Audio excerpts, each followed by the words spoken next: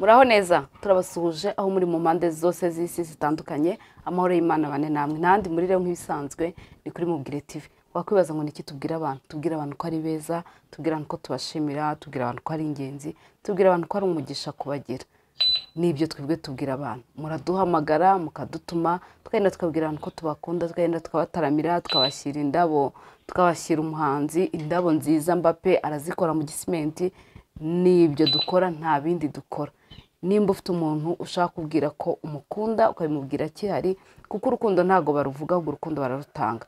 Ugashaka mu rukundo, ugashaka ko tumutaramira, duhamagare tugende tumubwire ngo turagukunda. Kandi niba ari umuntu wagize neza mu buzima bwawe, mushimire, mubwire ko ari umuntu udasanzwe, umubwire ko ari umuntu w'umugisha.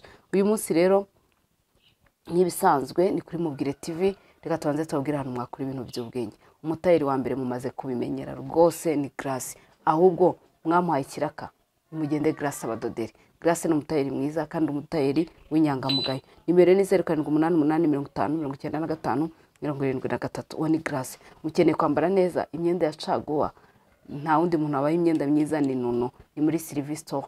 Winjire ku muryango wa Access Bank muri Chic, umuryango ukurikiraho winjiramo Nono, cyangwa ahita umuhamagara cyangwa mwandikira kuri WhatsApp akagufasha. Nimero ya Nono rero ni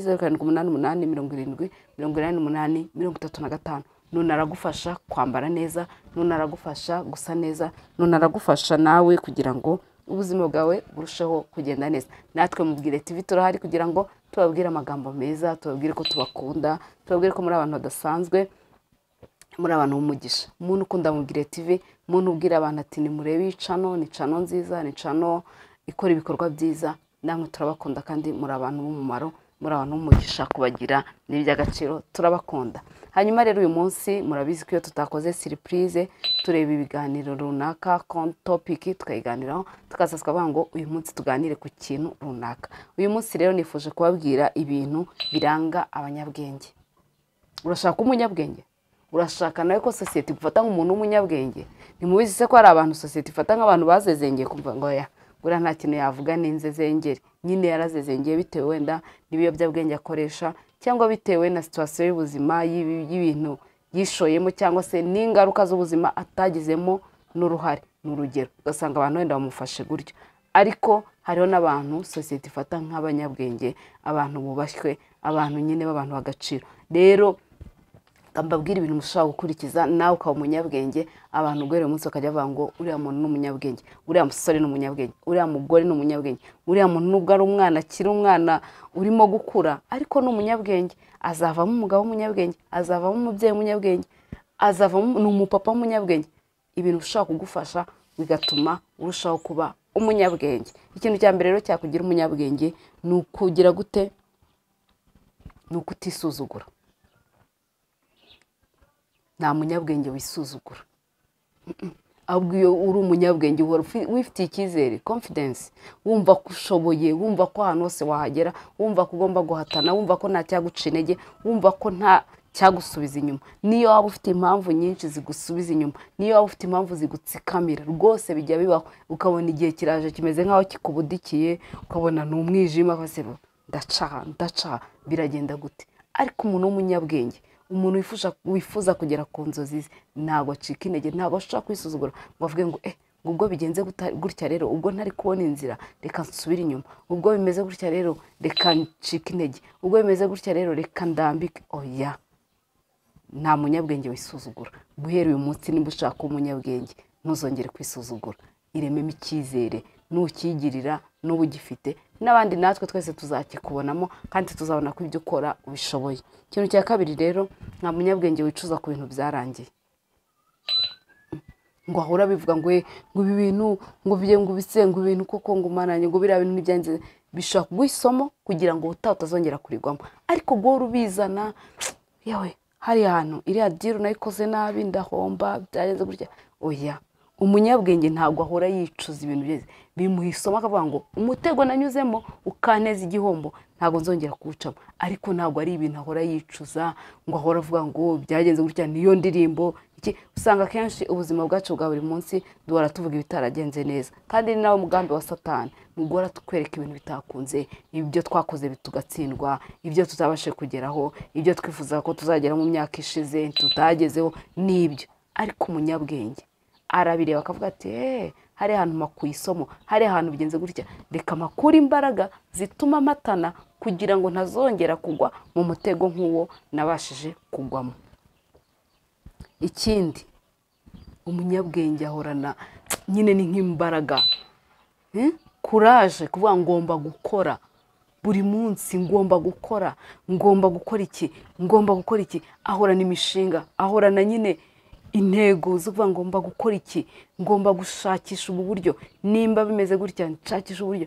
Umunyabwenge ntabwo yicara ahantu hamwe ngo avuga ngo nimba iki kintu aricyo kiri kuzana umusaruro, reka aricyo manga amaso nyine nkomeze iri soko, aha hantu niho nabonye hari kuva amazi, niho hari kuva umugisha, reka ntumbera.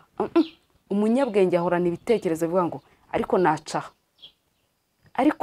naca izi nzira nazo zangeza kuri iyi ntego, ubu buryo nabwo bwanteza imbere. Nyine umunyabwenge ahora agira gute, atekereza icyo agomba gukora. Ni nko guhanga udushya, guhora yumva icyakongera umusaruro cyangwa icyatuma n'imitekerereze ye igera gute, igera ku yindi level. Agahora atekereza ibindi bintu yakwiyongeraho, ibindi bintu yabasha kongera kuzamura mu mikorere ye, mu bushobozi bwe. Ahora atekereza icyo yongera gukora. Ikindi kintu rero, ntabwo ushaka kubona umunyabwenge utongana. Umunyabwenge umuntu usobanutse, umuntu umusire, reka gutongana, reka ahora ahubwo aca bugufi. Umunyabwenge ariyoroshya nyine, ntabwo ushaka na bya bindi ibingibi byagenze gutya na gutya. Nimba muri abantu bya bindi kera mu ishuri bajyaga tubwira ngo ingunguru ziri mu busa nizo zisakuza, ngo ingunguru nyine ziri mu busa zirabomborana, ariko ingunguru zirimo amazi ntabwo zishobora gusakuza, ntabwo zavuga kuko ziruzuye. Umunyabwenge rero nawe ntabwo ushobora kumva asakuza, ushobora kumva ari mu mvururu.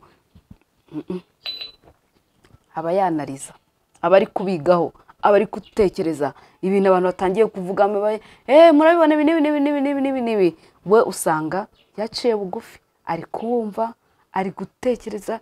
Nyine ntashobora gutongana, ntashobora gushaka ibintu by'imaka, za maka bita ngo ngo turwane, nyine impaka z'imvururu. Murabizi ko abantu bakunda imvururu, ahubwo abo ngabo bashaka kwiyerekana, bashaka kurwana, bashaka guhatana, ni ba bantu navuga ngo babakiri aho baciriritse. Ariko umunyabwenge ahora aharanira amahoro, ahora aharanira ko nyine yaciye bugufi, n'umuntu wiyoroheje, n'umuntu utujemo.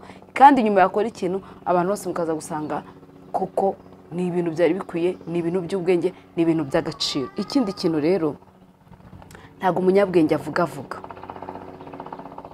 Nimba wumva ushaka umunyabwenge, ukaba umugore w'umunyabwenge, ukaba umugabo w'umunyabwenge, ukaba umusore w'umunyabwenge, ukaba umujene ufite ubwenge, apana ibintu bya bla bla bla bla by'amagambo, ibintu byo guhora uvuga, ibintu byo kuvuga inkuru utazi, ibintu byo kuvuga nyine ibintu bidasobanutse. Oya, abanyabwenge ni abantu bari seriye, ni abantu batuje, ni abantu bavuga ibiri ngombwa, ni abantu bavuga igihe babajijwe, ntabwo apfa guhubuka ngo usanga araca abantu mu ijambo. Oya,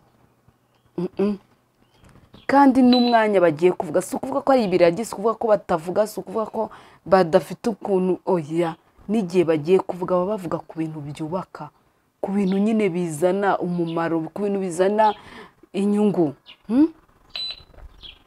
Rero ikintu cyagufasha, mu bintu byagufasha kuba umunyabwenge, ibintu byagufasha kuba umuntu w'agaciro abantu bazajya babonamo ubwenge, ni ukuganira ku byubaka. Nawe ujye uganira n'abantu ku byubaka, kandi ntugahere ku byahise ngo usange imitekerereze yawe, umwanya wawe wose biri mu bintu bitagenze neza, biri hahandi watsinzwe, biri hahandi nyine ibintu watekerezaga kugera utagezeho ngo usange niho uhera. Oya, haguruka, hatana, rwanirira icyo ushaka, giharanire, gishakishe. Nugishakisha numenyamo ngo iki kintu ndagishoboye, kandi ugahitamo ikintu ushoboye, ugahitamo ikintu ukunze, ikintu wumva uzakira umutima wawe, ikintu wumva uzakora ukumva uragikunze, ibyo bintu bizaguhindura umuntu w'umunyabwenge kandi bizaguhindura umuntu w'agaciro, ndetse bizatuma no muri sosiyete uba wubashywe. Ikindi, uvuge ibigomba kuvugwa, uvuge ibintu by'umumaro, uvuge ibintu by'agaciro,